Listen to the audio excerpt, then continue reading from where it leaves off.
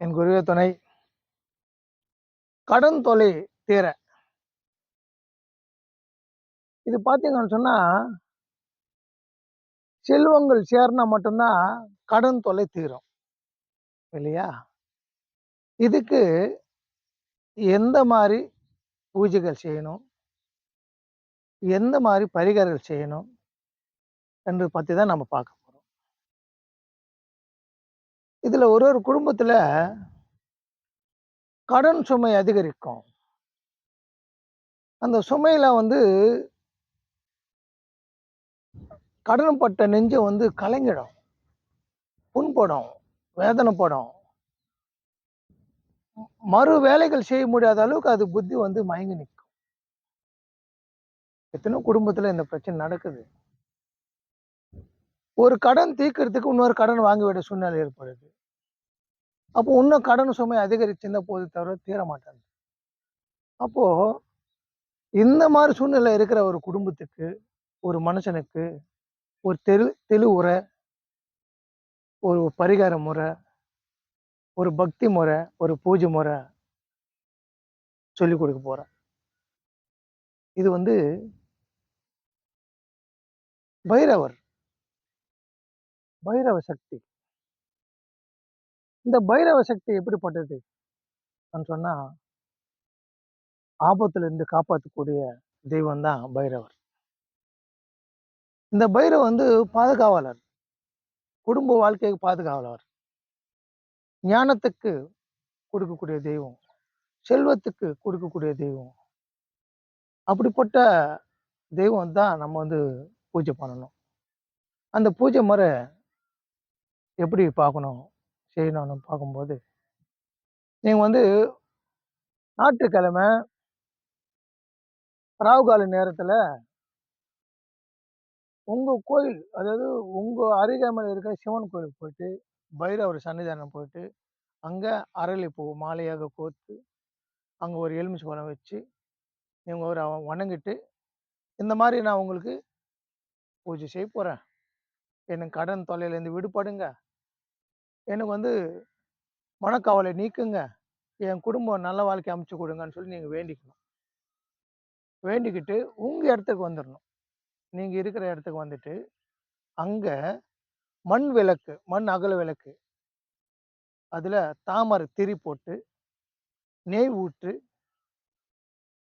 அது விளக்கேத்து, அதுல நீங்க பைரவரா நினைச்சு வணங்கணும். எப்படி நீங்க வணங்கணும்னு சொல்லும்போது, கிழக்கு முகமாக பார்க்குற மாரி விளக்கு வைக்கணும். அதுலேருந்து லைட்டா ஈசான மூலைக்கு பார்க்குற மாரி திரும்பணும். அந்த விளக்க லைட்டா அப்படி திருப்பி வைக்கணும். ஈசான மூலை பார்க்குற மாரி. அந்த மாரி திருப்பி வச்சு, நீங்க ஸ்வீட்டு, இல்ல சர்க்கரை, அவுலு, கடலை இந்த 3ம் கலந்து ஒரு தட்டுல வச்சு, விபூதி வச்சு, நீங்க பூஜை பண்ணணும். உங்க கவலைகள் என்னவோ, அது நீங்க சொல்லணும். மனசார்கிட்ட சொல்ல மாரி சொன்னீங்கன்னா, அந்த பைரவர் சக்தியாகப்பட்டது அதுல எடுத்துக்கும். இது எப்படி எடுத்துக்கும்ன்றது நீங்க நினைக்கலாம். இது எப்படி நடக்கும்? இது சாத்தியமான்ட்டு. கண்டிப்பா நடக்கும். அதுல சில விஷயங்கள் நான் சொல்றேன் பாருங்க. இதுல மண் அகல் இருக்கு இல்லையா? இந்த மண் அகல் லேசுப்பட்டது கிடையாதுங்க. ஏன்னா இது பெரிய தத்துவம் இருக்கு. உடல் தத்துவம் இருக்கு. கிரக தத்துவத்து இருக்கு. மண்ணுன்றது. பஞ்சபூதத்துல மண்ணுன்றது ரொம்ப முக்கியமான விஷயம். அந்த மண்ணு பார்த்தீங்கன்னு சொன்னா, நாக்குக்குரியது. நா எழுத்து. நமச்சிவாயன்ற எழுத்துல முதன்மையா இருக்கக்கூடிய நா எழுத்துக்குரியது தான் மண்ணு. மண் தத்துவம். பிரிதிவி. அந்த மண் தத்துவத்த தான் அது அகல் விளக்கா இருக்கு. மந்திர சொல்லுல முக்கியமான சொல்லு நா. சரிங்களா? அது உள்ள இருக்கிறது நெய். நெய் பார்த்தீங்கன்னா, அது பசுவோட பால்ல உருவாகக்கூடிய தன்மை.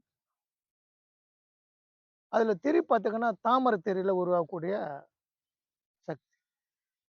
அப்ப அது எரிக்கிறப்போ, அந்த எரிக்கின்ற அந்த அதுல உருவாகக்கூடிய வெப்ப காற்று பிரபஞ்சத்துல கலக்குது. அப்போ உங்க வேண்டுதல அந்த திரியாகப்பட்டது உள்வாங்கிட்டு, அது எரியும்போது, அந்த எரிக்காற்று, வெப்பக்காற்று உங்களோட வேண்டுதல உள்வாங்கிட்டு, அது பிரபஞ்சத்துக்கிட்ட எடுத்துட்டு போய் காட்டும். அதான் பைரவம் கிட்ட. பைரவம்ன்றது வந்து பிரபஞ்சம். அதுகிட்ட வந்து எடுத்துன்னு போய் விட்டு உங்க குறைகள் சொல்லும்போது, உங்களோட மனக்குறைய அப்படியே தீர்த்து குடுக்கும். உங்க கடன் சுமைய அப்படியே தீர்த்து குடுக்கும். உங்களோட செல்வ வரவு அதிகரிக்கும். உங்க குடும்ப நிம்மதியா, அமைதியான வாழ்க்கை அமையும். அது மட்டும் இல்ல, நீங்க வந்து சிவனுக்கு தொண்டு செய்ய ஆரம்பிச்சுருவீங்க நீங்க. அப்படி அற்புதங்கள் உங்க வீட்ல நடக்கும். சரிங்களா சரிங்களா? இது உண்மையான விஷயம். அதனால பைரவர் துணை கொண்டு உங்க கடன் தொல்லைய தீர்த்துக்குங்க. உங்க நல்ல வாழ்க்கைய அமைச்சுக்கங்க. பைரவர் துணை கொண்டு உங்க வாழ்க்கை எல்லாரும் நல்லா இருக்கும்னு சொல்லி நான் வேண்டிக்கிறேன். ஓம் நமச்சிவாய! ஓம் நமச்சிவாய!